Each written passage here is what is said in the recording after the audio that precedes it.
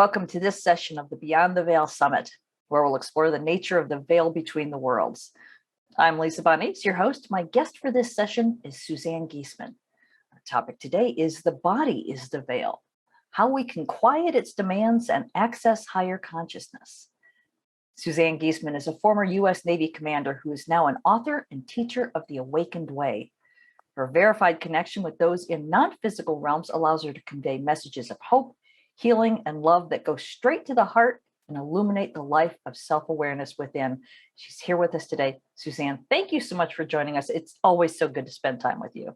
Oh, thanks, Lisa. I can't help but smile just looking at you. Indeed. We always have the greatest chats. And I know I mentioned this to you before, that some time ago, I heard you mention in the context of another conversation on a different topic that the body is the veil. And my ears just perked up and I knew I had to ask you about this because it just makes so much sense. So would you start us off by elaborate on what you mean by this? Well, you had that aha moment, and I had it as well when I read it in a book by Dr. Jeff O'Driscoll, who's now a good friend of mine. He does healing work, former emergency room doctor who gets this. He's seen spirits. He knows there's a greater reality, and he was raised in the Latter-day Saints tradition, and he was quoting scripture, and I don't know much about scripture, but all of a sudden he was talking about the flesh and the veil, and he made a comment similar to that. And I said, my gosh, that makes perfect sense, because once we shed this body, we have awareness of the entire greater reality. So it is what is blocking us by design from being aware of our divine nature. Yeah. We've all heard so many different people over the years saying that, we are energy. We live within an energy field, and outside of our physical forms, the solid ending of our bodies, we continue outwards. So our physicalness is a continuation, but that's where that vibrational difference between the worlds exists. And this is perhaps the filter that keeps our senses from being able to sense what's on the other side.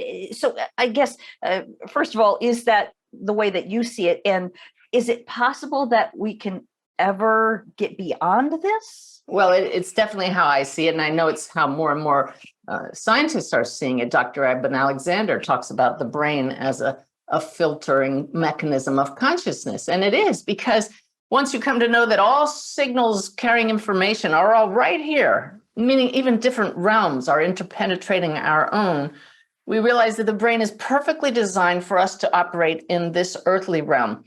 It would be chaos if we could pick up everybody's cell phone signals that are in the air right now, and all the radio signals and the TV signals.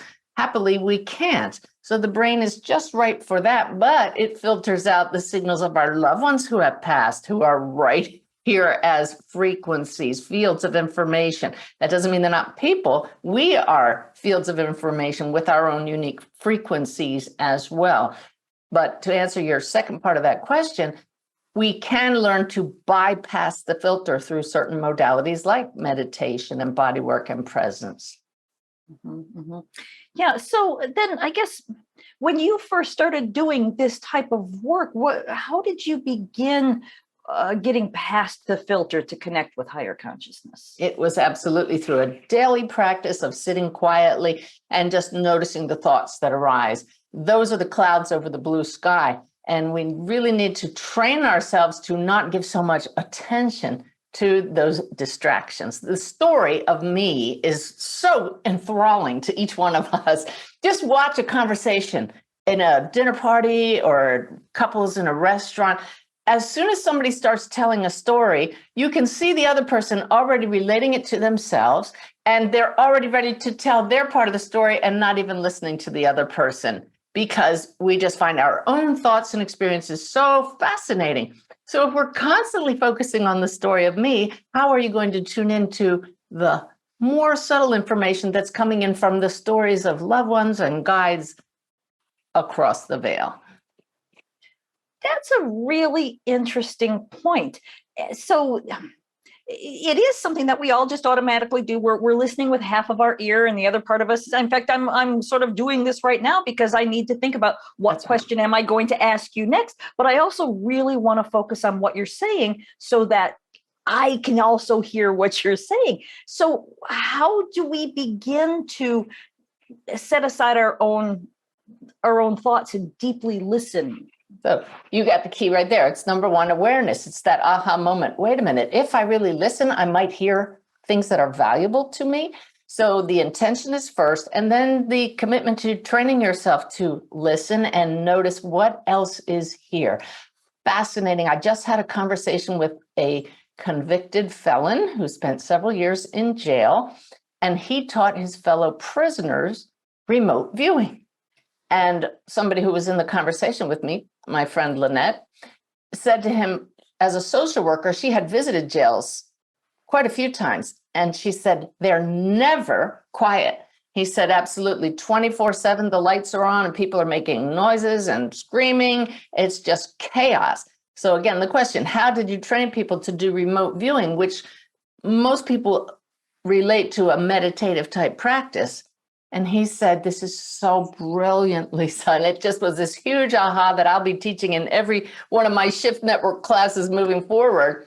You notice what stands out amidst the noise. And so that's beautiful for all of us because we humans can't completely quiet our minds. So meditation is a practice that trains you to notice the thoughts of your own that keep floating in. But then people say, but I can't ever quiet it. Well, you don't need to. What stands out? Oh, that's not part of my story. So who just put that in my mind? Why is that thought standing out? You see? And so I've trained myself and invited my guides to talk to me. I've trained myself to hear what they say after inviting them to give me guidance anytime, interrupt me. And so probably even in this half hour, they'll catch me like that and share something that stands out from what I might normally share. Mm-hmm. Okay. Well, then let's bring that back into the idea of the body being the veil. How do we know if we're like, sometimes I'll feel the top of my head tingle.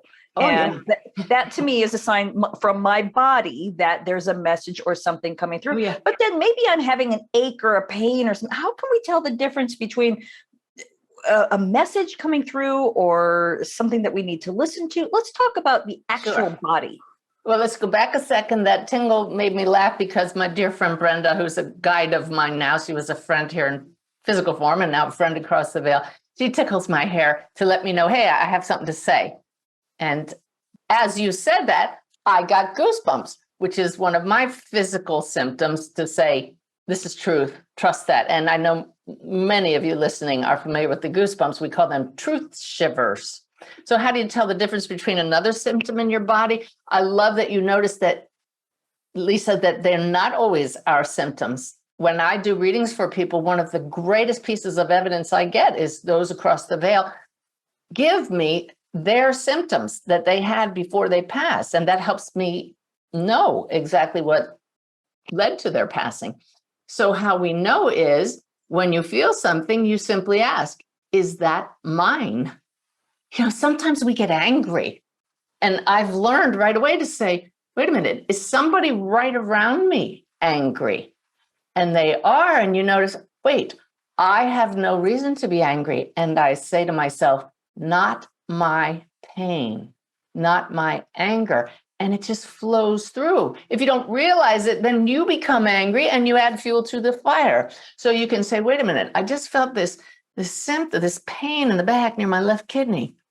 Do I have a kidney problem? No. So who's here who had a kidney issue? Not my pain, not my anger.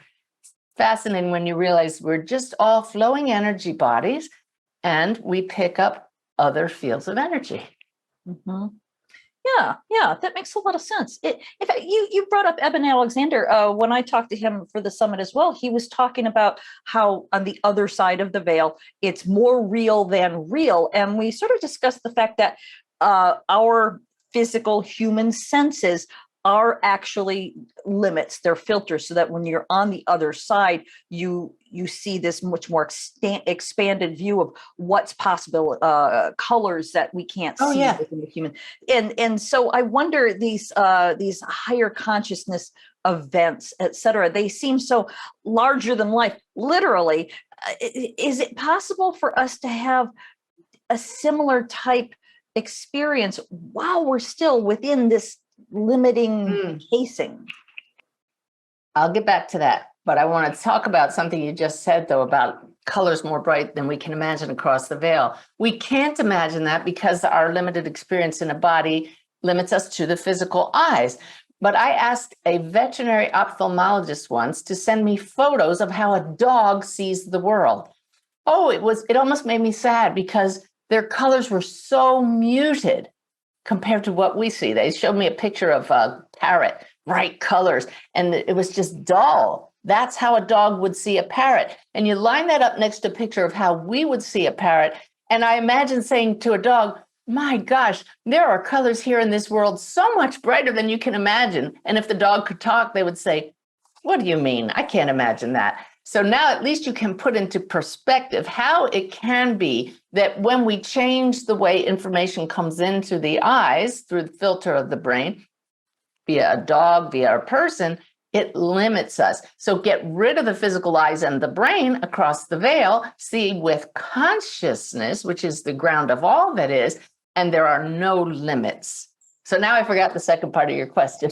I guess it was, how can we, or can we at all, while we're still in this physical casing, can we have that experience? I'm reminded of, we see these videos online of children who are given those, they're colorblind, and they're given those special glasses where now they can see colors the way the rest of us do. Yeah. And it sort of seems like that. Is it possible for us, while we're still in this physical form, to have these experiences? It is possible, but that requires a parting of the veil that may come from higher consciousness by grace.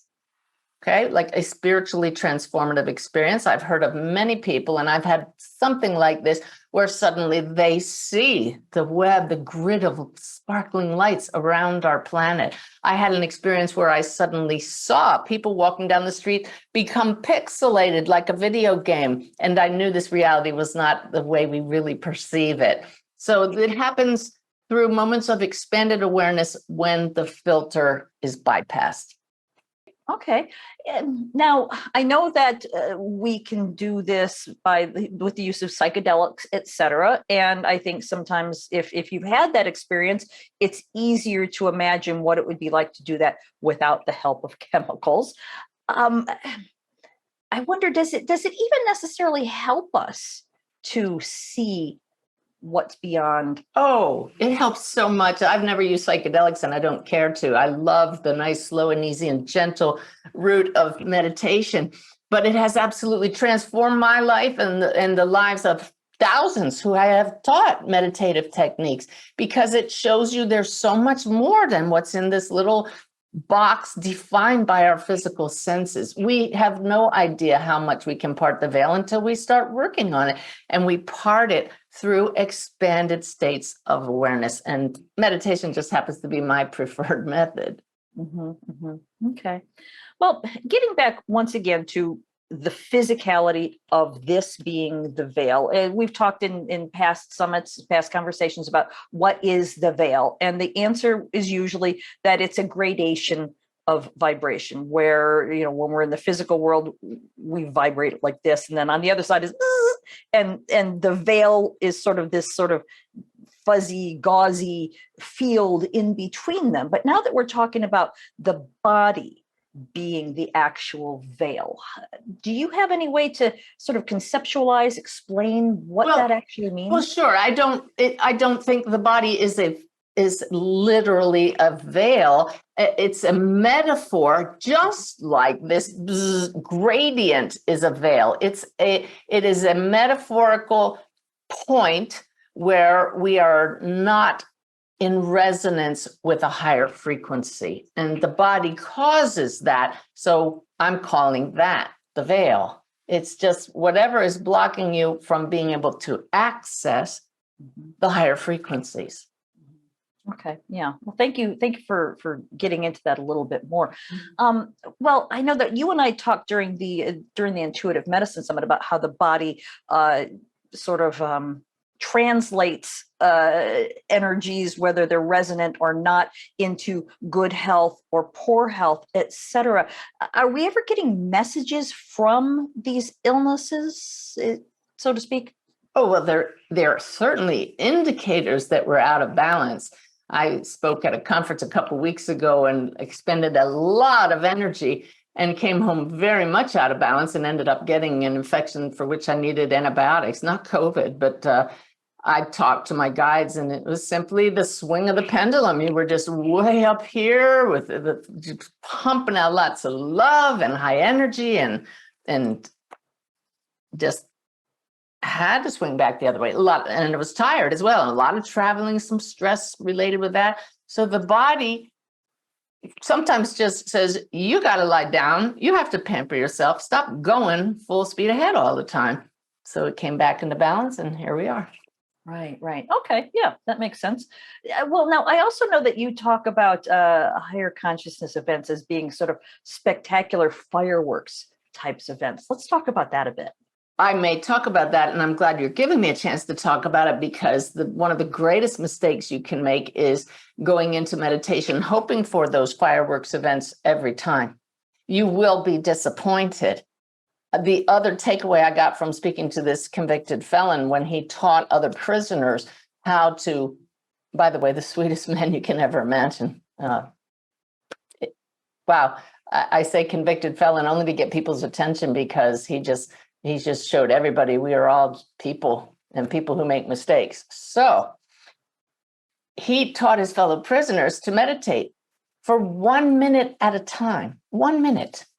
So people were probably hearing me say a couple minutes ago, oh, it transformed my life to meditate. I learned to lift the veil. And you probably thought I spent hours. I could probably count on my hands the number of times I've spent more than 1 hour in meditation. That's it. I'm not one of these people that goes away for hours, maybe 45 minutes. That's a long one for me. For me, it's always been less than half an hour. But this man taught them 1 minute. And Lisa, it transformed their lives. Why? Because for the first time in their lives, these men felt peace. Anybody just get goosebumps? If you are going into meditation because I want the fireworks, I want to see the face of God, I want to talk to my guides, I want to see my loved ones, eventually, by grace, you will have that experience and learn to have those more often. But the greatest gift anyone can give themselves is to be able to access peace and joy in 1 minute and hold that for longer periods of time. Can you imagine how that would change our world? We could probably open the prison doors after that, because here are these men who their whole lives were surrounded by traumatized people because hurt people.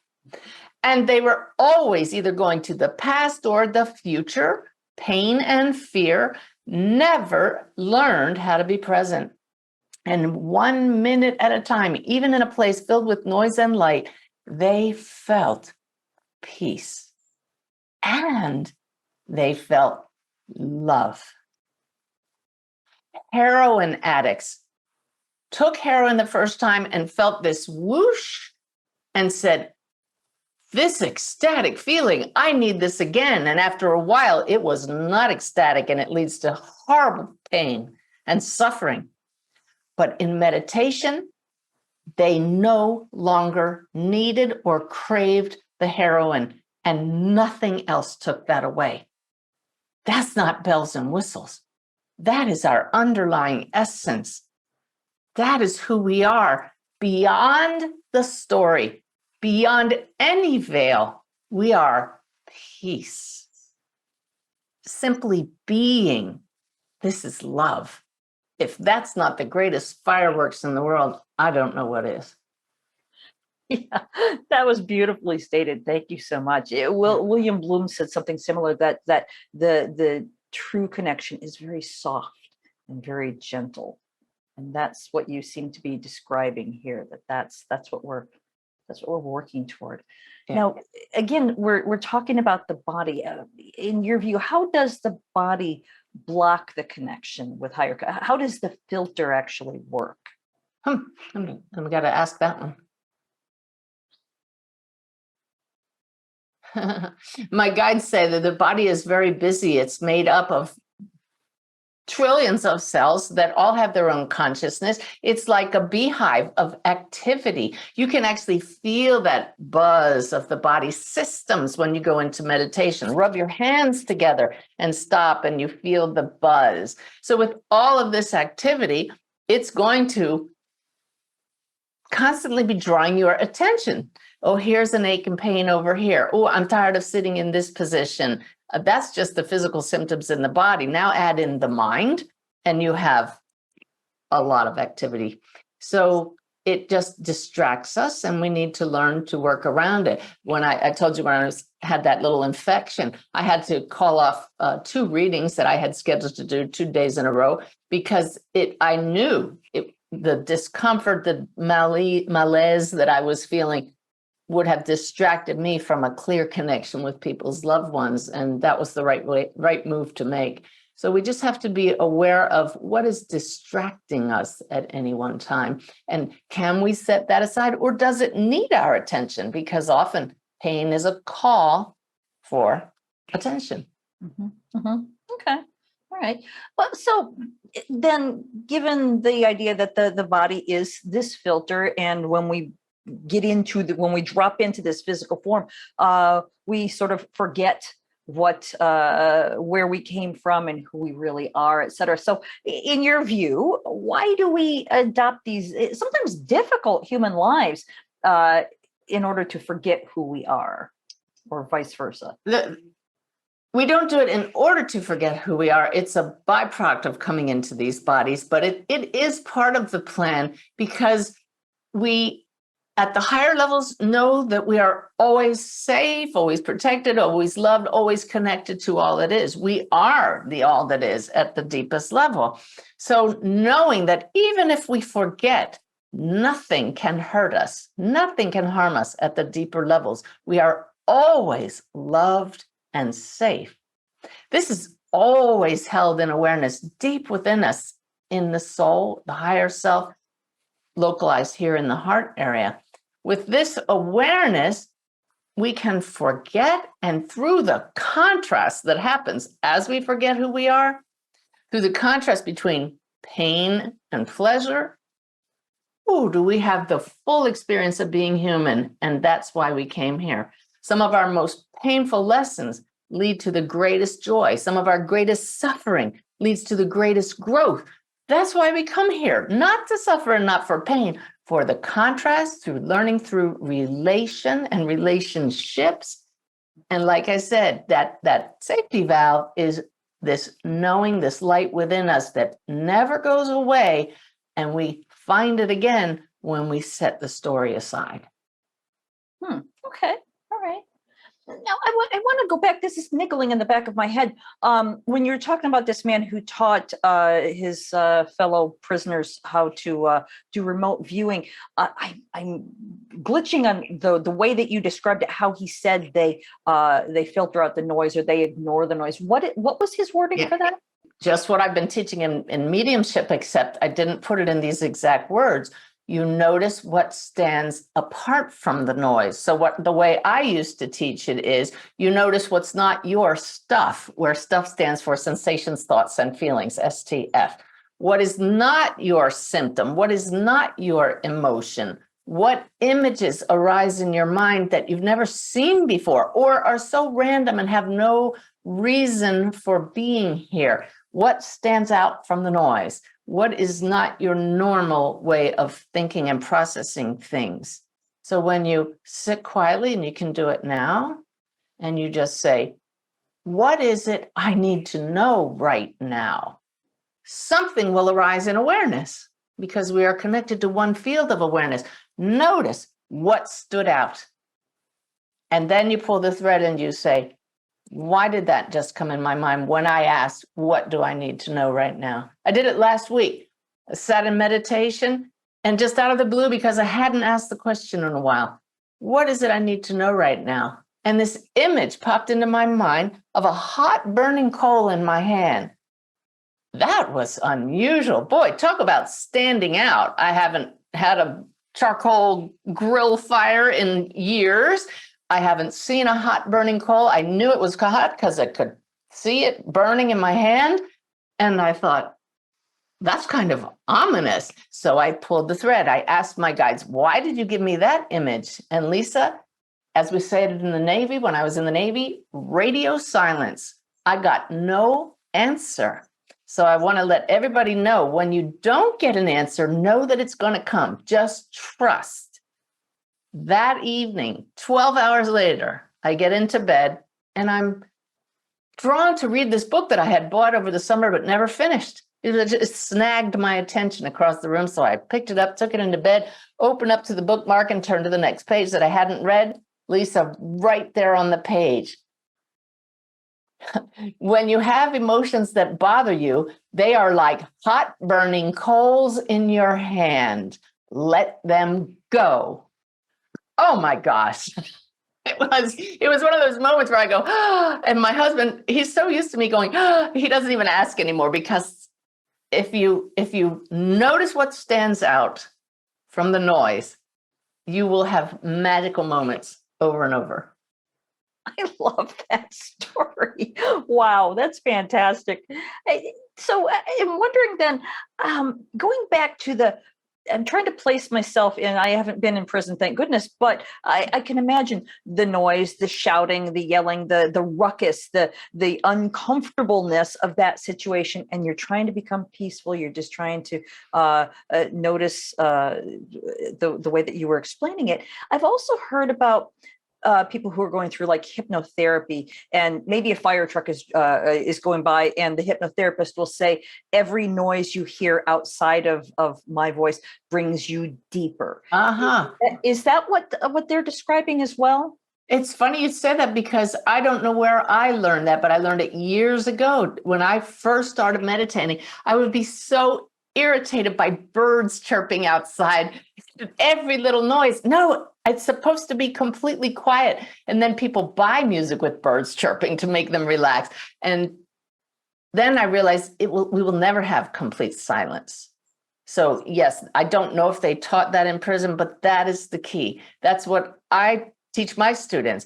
Every noise only takes you deeper. Really great when you're in a classroom situation, because someone will always cough or somebody opens a door. And so it's just our BS, which stands for belief system, that causes us to think, oh, I can't get higher guidance. I can't tune in across the veil unless it's perfectly quiet. No, just notice what stands out.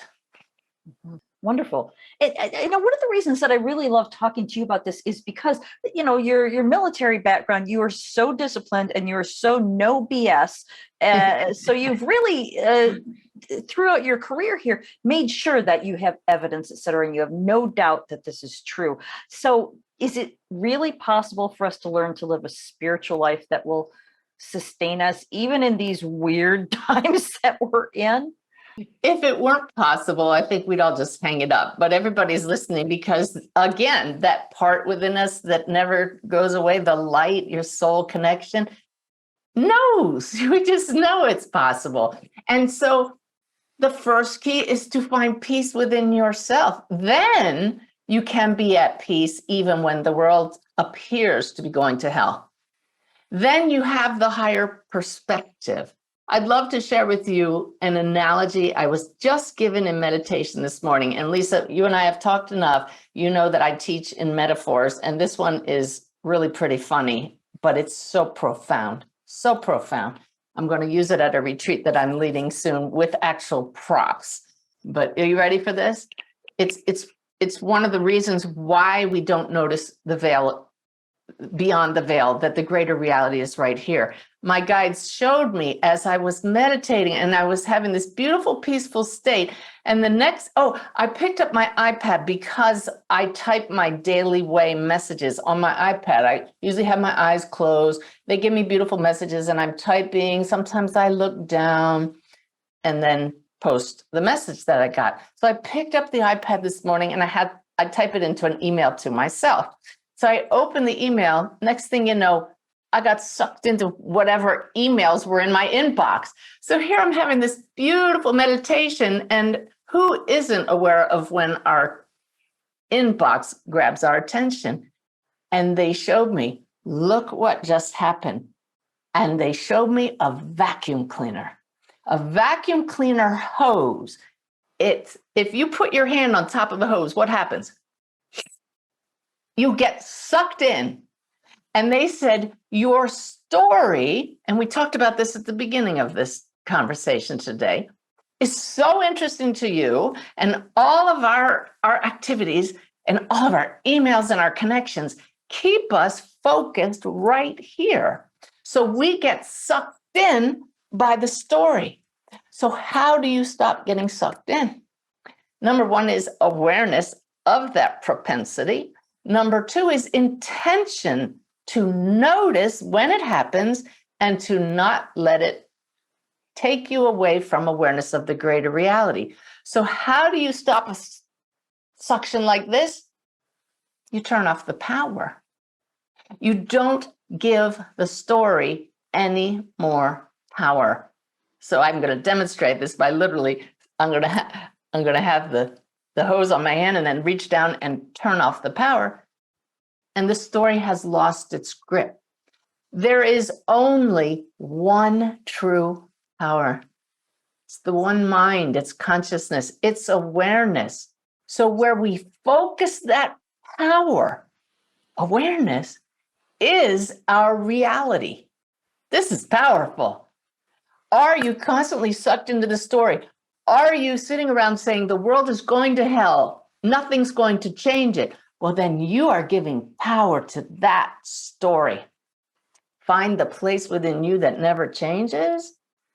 Tap into that. You've just shut off the power to the story, and now you've harnessed the greatest power there is, higher consciousness. You've just crossed the veil.